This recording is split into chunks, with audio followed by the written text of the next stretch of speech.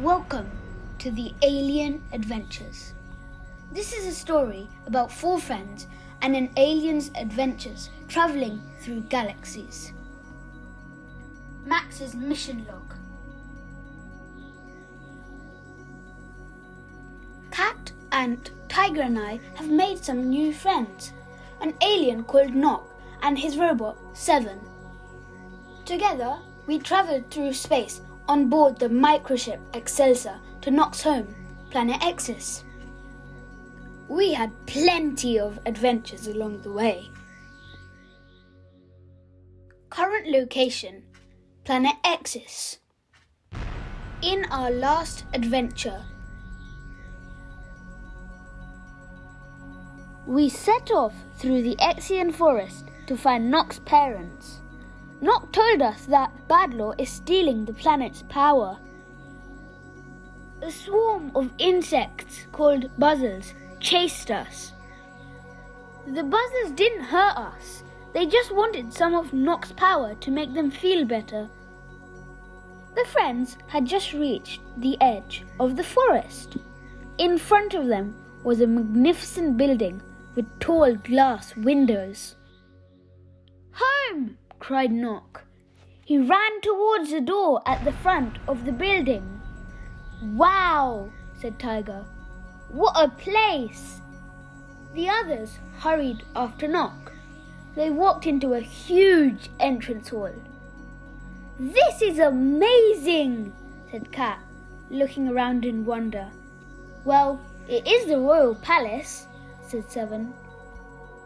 "Nock lives in a palace?" said Max. "Of course," said Seven. "He's a prince. His parents are the king and queen of Exis." "He's a prince?" said Ant. "He didn't tell us," said Tiger. They headed deeper inside the palace. It was very quiet. "Where is everybody?" asked Tiger. "I don't know. It's usually really busy," said Seven. "We had better find Nock." They entered a vast room. Nock was sitting in front of 2 empty thrones. He had his head in his hands. "My parents are missing," he sobbed. "Don't worry, Nock," said Cat. "I'm sure they're okay." "Hey, what's this?" asked Ant. He picked up a thin metal object that was on one of the thrones. "It's a message tablet," said Seven. Just then, a hologram formed in front of them. It was a recorded message from Badlaw. "I have the king and queen. I won't release them until you give me the map." "What's he talking about, Nock?" asked Max. "What map?" Before Nock could answer, Tiger's watch started flashing red. It meant there was danger nearby. "Oh no," said Tiger. "Cruel alert!"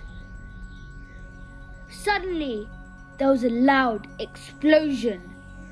The door to the throne room burst into 1,000 pieces. In rolled a Krull. The Krull split apart like segments of an orange. Metallic legs and arms grew out of its body. "Let's get out of here!" yelled Tiger.